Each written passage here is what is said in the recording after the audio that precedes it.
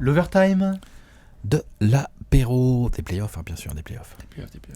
Alex, tous les ans, comme tu le sais, en playoff, il y a des satisfactions. Et notamment, on en a parlé dans la dernière vidéo. Allez la regarder, elle est sur la chaîne. Voilà. Mais il y a aussi des déceptions. T'es dans le timing. Des joueurs qui n'ont pas satisfait. Qu'on attend. Et on se dit, merde, toute la saison régulière, tu nous fais de la pub mensongère. Et là, maintenant, tu fais caca.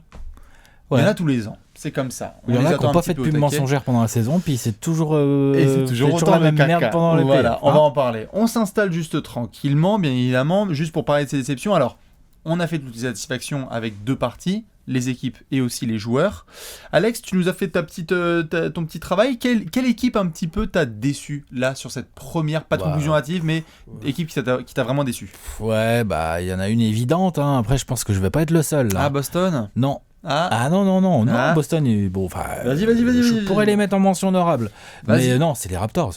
Ah, dégueulasse. Allez, sors Thierry Laudre. Allez, ils sont là. Bravo, hein. Les Raptors, ils sont comme ça. Pendus par les couilles. Ah là. Extinction à venir. Hein.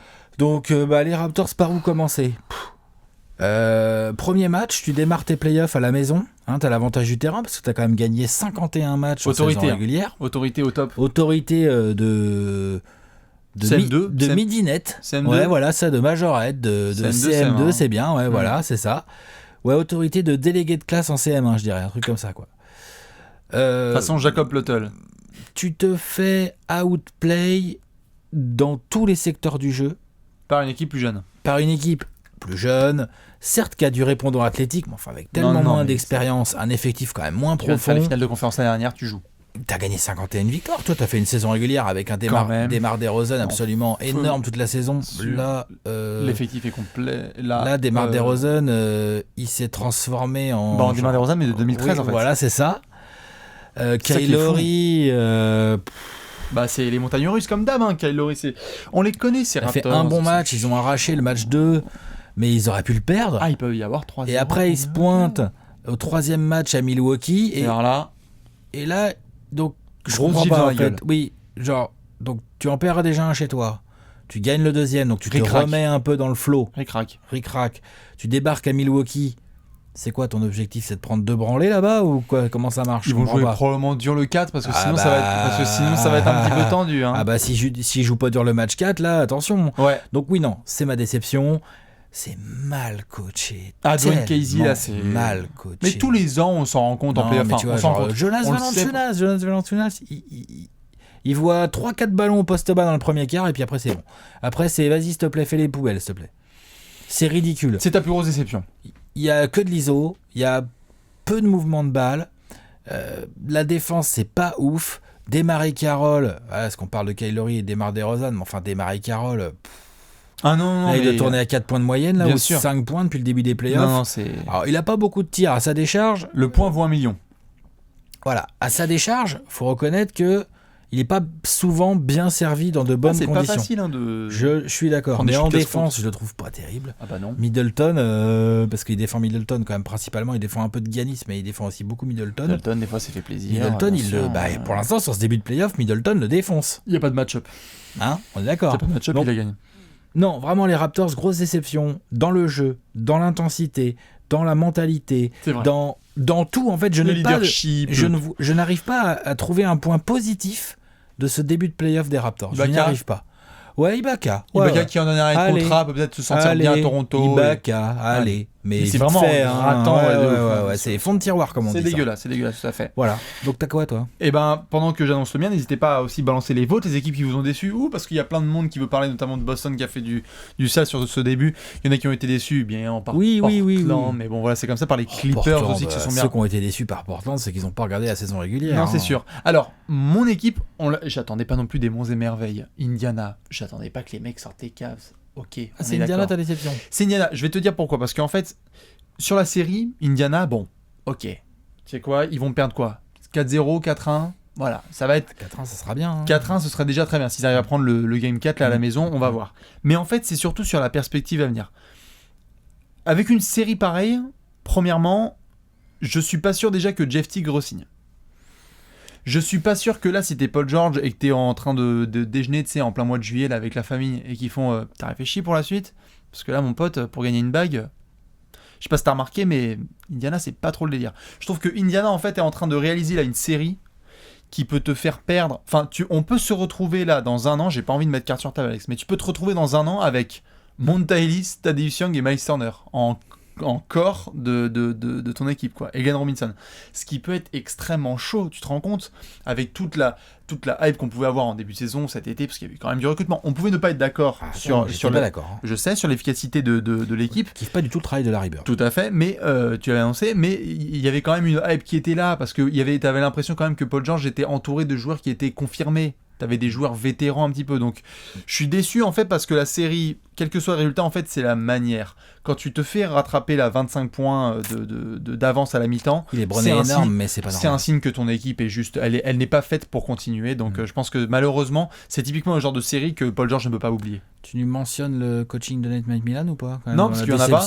Voilà. Il y en a pas. Je t'avais mis Miles Turner en Factor X et c'en est un puisqu'il ne joue pas. Enfin, tu vois. Il fait pas le taf. Enfin, il fait vraiment pas le taf. C'est compliqué. C'est pas celui à qui on peut jeter la pierre en premier. Mais... Non, mais c'était le Factor X. C'est-à-dire que quand il fait son game, il fait sa première mi-temps et Indiana marche. Enfin, c'est vraiment compliqué pour lui et malheureusement il est utilisé en tant qu'éboueur, donc on verra pour Indiana. Balancez vos équipes qui vous ont fait un petit peu chier, qui ont fait caca un petit peu sur cette première semaine. Attention, on le sait à chaque fois, le premier tour, ce sont des hauts et des bas. Il y a des équipes qui se reprennent une fois qu'ils vont en déplacement, il peut y avoir un petit peu de tout. On est à mi-chemin entre guillemets du premier tour, voilà les déceptions quoi. Maintenant on va passer aux joueurs. Oh là là, parce que là aussi dans les joueurs, ça taquine pas mal. Alex, quel joueur t'as vraiment déçu ? Steven Adams. Ah ouais, c'est vrai. C'est vrai qu'on parle pas souvent de lui.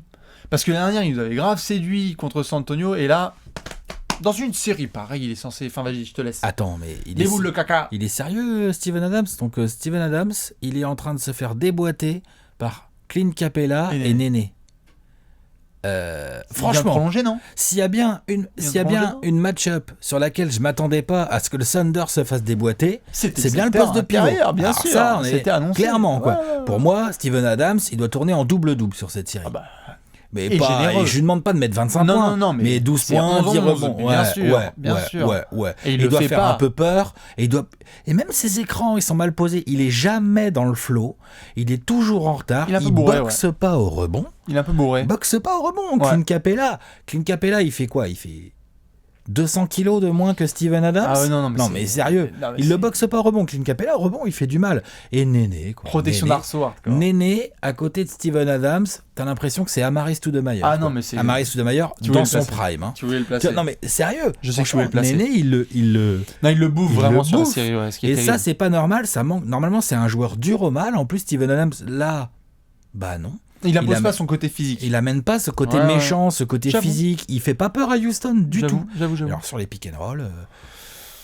Et pourtant, c'est pas faute de le savoir. Houston joue en pick and roll. Houston, on va dire que à part les possessions où c'est Lou Williams qui les gère parce qu'il prend des shoots, c'est 80%. Voilà, le reste c'est un écran et on amène Steven Adams. Et l'autre en déplacement, en couverture pick and roll. Non, c'est sûr. Il est en train de se faire expose et puisque Billy Donovan ne va pas trop utiliser très déçu de Steven Adams. Très déçu. Surtout qu'il est considéré comme le lieutenant, quoi. Enfin, c'est le numéro 2 à côté de Westbrook. Il devrait être le gars qui apporte. Ouais, tout à fait. Son physique au moins, ses rebonds. Voilà. Et bien dans le même registre. Pour continuer un petit peu dans les pivots qui déçoivent, je suis obligé de prendre le gars de la famille un petit peu, Dwight Howard. J'en avais parlé pareil en preview. J'espérais qu'il allait. J'espérais qu'il allait dominer sa match-up contre Marcin Gortat. Eh ben mon pote, bah non. Non seulement il la domine pas, mais en plus sur le game 2, Mike Budenholzer il est là. Enfin, le symbole est terrible pour Dwight. Parce que moi je l'attendais physiquement prêt, bien mentalement, etc. pour cette série.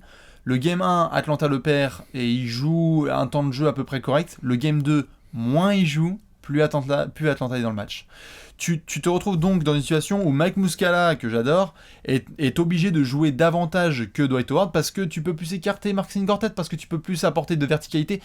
C'est terrible de voir le déclin là. J'espère qu'il va pouvoir se rattraper à la maison. J'espère, mais bon là c'est plus. En fait, c'est même plus de l'espoir. En fait, il y a un petit souci physique ou quoi ? Oui, je pense qu'il y a un souci physique, mais ce qui m'a surtout en fait fait chier Alex, c'est que dans la sortie du game 2, ils perdent le match et les journalistes lui disent qu'est-ce qui s'est passé, et la seule chose qu'il dit c'est je sais pas.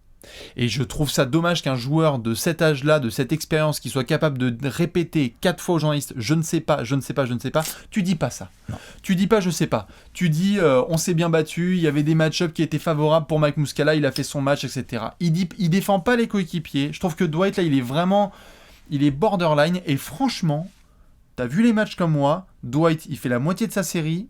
Tu peux gagner le deuxième déjà. Atlanta peut en prendre un. Tu peux gagner le deuxième. Tu vois ce que je veux dire ? Le premier, je pense, c'est chaud. Non, voilà, mais tu peux gagner le deuxième. Mais Atlanta peut en prendre un. Et pour revenir avec la match-up avec Marcin Gortat, c'est un peu différent de Steven Adams dans le sens où Marcin Gortat, pour le coup, il est physique. C'est ça. Et c'est un pépère, Marcin Gortat, tu le bouscules pas comme ça au rebond et tout. Par contre, Dwight, normalement, en termes de mobilité, il doit au moins faire jeu égal avec Marcin Gortat, au minimum minimum, tu dois imposer. C'est pas le cas. Non, malheureusement, c'est pas le cas. Dans les autres joueurs, un petit peu, Alex, des mentions honorables, ou ceux qui ont balancé dans les commentaires, on peut mentionner certains qui ont été déçus, certes, par Avery Bradley et Jay Crowder sur le début de série, ils se sont bien rattrapés là. Ils se sont rattrapés hier, mais c'est pas non plus des matchs de ouf qu'ils ont fait, hein. Attention. Hein. Mais ça a été un petit peu tendu. C'était mieux, mais c'est pas terrible pour l'instant. Ça a été un peu tendu, ouais, tout à fait. Et puis à l'ouest aussi, on a eu des gars, on n'a pas encore eu trop l'apport de Allen Crabbe du côté de Portland, on aimerait bien. Ni Evan Turner, ouais, ça a pas trop fait le taf. Et puis bon, on espère aussi que la Marcus Aldridge va commencer à chauffer un peu parce que San Antonio va en avoir besoin au fur et à mesure dans ces beaux playoffs. Voilà à peu près pour ces déceptions. Donc bien évidemment, si vous n'avez pas regardé encore les satisfactions, vous y allez. Et puis nous, on vous fait des énormes bisous, on vous souhaite un magnifique week-end de playoffs et on se retrouve pour les prochaines vidéos. Ça marche, à la prochaine. Ciao.